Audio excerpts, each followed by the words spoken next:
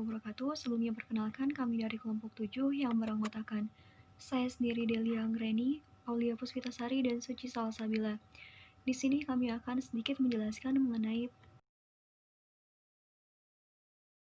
peran guru dalam proses belajar mengajar ialah sebagai Director of Learning. Artinya, setiap guru ini diharapkan untuk pandai dalam mengarahkan kegiatan belajar mengajar agar dapat mencapai keberhasilan belajar sebagaimana yang telah ditetapkan dalam sasaran kegiatan proses belajar mengajar.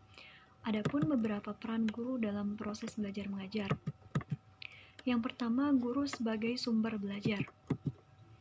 Pada hakikatnya, guru sebagai sumber belajar bertugas membina pertumbuhan pengetahuan, sikap, atau tingkah laku dan keterampilan. Guru harus menjadi pengajar yang baik dan memberikan pemahaman bagi peserta didik terhadap pelajaran yang telah diberikan. Nah, di samping itu, seorang guru juga harus dapat memilih bahan yang akan disampaikan, metode yang sesuai dengan kondisi, situasi, dan tujuan serta pengadaan evaluasi. Selain itu, sumber belajar juga memfasilitasi belajar dalam memperbaiki kinerja, membantu individu belajar, dan menunjukkan kemampuan dan kompetensinya. Peran guru sebagai sumber belajar merupakan peran yang sangat penting. Peran sebagai sumber belajar berkaitan erat dengan penguasaan materi. Kita bisa menilai baik atau tidaknya seorang guru hanya dari penguasaan materi pelajaran. Dikatakan guru yang baik, ia dapat menguasai materi pelajaran dengan baik, sehingga benar-benar ia berperan sebagai sumber belajar bagi anak didiknya. Nah, selanjutnya ada guru sebagai fasilitator. Guru dalam hal ini memberikan fasilitas atau kemudahan dalam proses pembelajaran. Misalnya dengan menciptakan suasana kegiatan belajar yang sedemikian rupa, serasi dengan perkembangan anak sehingga interaksi pembelajaran akan berlangsung secara efektif. Guru sebagai fasilitator artinya guru memfasilitasi proses pembelajaran. Fasilitator bertugas mengarahkan, memberi arah, memfasilitasi kegiatan belajar mengajar, dan memberikan semangat. Guru sebagai fasilitator maksudnya yaitu guru berperan memfasilitasi kegiatan pembelajaran dalam rangka mencapai tujuan pendidikan.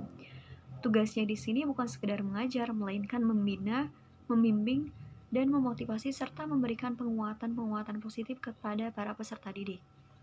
Selanjutnya adalah guru sebagai pengelola. Nah, peran guru yang sebenarnya bukan hanya mengajar, tetapi dalam hal ini guru lebih difokuskan pada kemampuan manajerial atau kedudukan dalam memimpin kelas pembelajaran. Oleh sebab itu, guru bertindak sebagai manajer atau pemimpin pembelajaran di kelas yang dapat mengelola proses pembelajaran untuk mempengaruhi para siswanya supaya mau melakukan kegiatan pembelajaran sesuai dengan tujuan yang telah ditetapkan. Peranan guru sebagai pemimpin mempunyai pengaruh yang sangat besar dalam peningkatan hasil belajar siswa, berkembangnya semangat belajar siswa atau minat terhadap materi pembelajaran dan suasana yang menyenangkan banyak ditentukan oleh kualitas kepemimpinan guru. Baiklah, yang selanjutnya yaitu guru sebagai demonstrator. Demonstrator di sini itu guru senantiasa menguasai bahan atau materi ajar yang akan disampaikan kepada anak didiknya dan senantiasa mengembangkan pengetahuan yang dimilikinya. Karena dengan pengetahuan yang kita miliki yang kemudian kita sampaikan kepada anak didik itu dapat mempengaruhi atau dapat menentukan hasil belajar yang dicapai oleh siswa itu sendiri. Dan adapun peran guru sebagai demonstrator di sini yaitu untuk mempertunjukkan kepada siswa segala sesuatu yang dapat membuat siswa itu mengerti dan memahami apa yang telah kita sampaikan. Dan dalam peran guru sebagai demonstrator itu ada dua konteks. Yang pertama itu sebagai demonstrator, guru harus menunjukkan sifat-sifat yang terpuji, dan yang kedua itu guru sebagai demonstrator dapat menunjukkan bagaimana cara agar setiap materi pembelajaran yang kita sampaikan lebih mudah untuk dipahami dan dihayati oleh siswa itu sendiri. Yang selanjutnya yaitu peran guru sebagai pembimbing. Pembimbing di sini dalam konteks untuk kehidupan kesehariannya yaitu guru itu dapat membimbing siswa agar si siswa itu dapat menemukan berbagai potensi yang dimilikinya sebagai bekal hidup mereka nanti. Membimbing siswa agar dapat mencapai dan melaksanakan tugas-tugas dalam kehidupan sehari-hari mereka, sehingga dengan ketercapaian itu dapat tumbuh dan berkembang sebagai manusia yang ideal yang menjadi harapan setiap orang tua, dan masyarakat. Nah, dalam peran guru sebagai pembimbing di sini, guru juga memiliki beberapa kompetensi untuk masuk dalam kategori membimbing di sini. Yang pertama itu, guru harus merencanakan tujuan dan mengidentifikasi kompetensi yang hendak dicapai.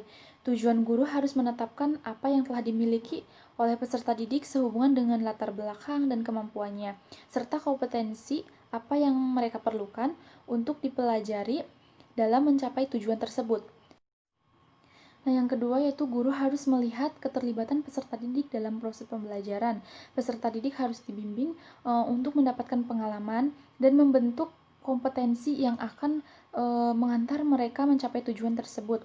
Dalam setiap hal peserta didik harus belajar. Untuk itu mereka harus memiliki dan menguasai kompetensi yang dapat menimbulkan atau memperlancar proses kegiatan pembelajaran. Dan yang ketiga itu guru harus memaknai kegiatan pembelajaran. Memaknai di sini yaitu guru harus bisa mengendalikan ataupun mengelola situasi kelas agar pembelajaran itu dapat tersampaikan dengan baik. Dan yang terakhir yaitu guru harus melaksanakan penilaian. Penilaian di sini itu baik berupa penilaian dari awal pembelajaran hingga akhir pembelajaran maupun dari semester ganjil sampai dengan semester genap. Penilaian di sini dilakukan sesuai dengan apa-apa yang telah mereka lakukan saat pembelajaran dan proses pembelajaran sesuai dengan kemampuan yang mereka miliki. Selanjutnya yaitu guru berperan sebagai motivator. Motivasi sendiri mempunyai arti sebagai kondisi psikologis yang dapat mendorong seseorang untuk melakukan sesuatu. Pada umumnya, persoalan mengenai motivasi dengan belajar adalah bagaimana mengatur agar motivasi dapat ditingkatkan sehingga hasil belajar optimal. Motivasi dibagi menjadi dua macam. Yang pertama, motivasi intrinsik, merupakan motivasi yang tercakup dalam situasi belajar yang bersumber dari kebutuhan atau tujuan siswa itu sendiri. Kemudian yang kedua, motivasi ekstrinsik, yang artinya keinginan siswa untuk belajar sangat dipengaruhi oleh dorongan atau rangsangan dari luar. Yang terakhir yaitu guru berperan sebagai evaluator. Dalam hal ini, guru berperan untuk mengumpulkan informasi atau data tentang keberhasilan pembelajaran yang telah dilaksanakan. Ada dua fungsi guru memerankan peran sebagai evaluator.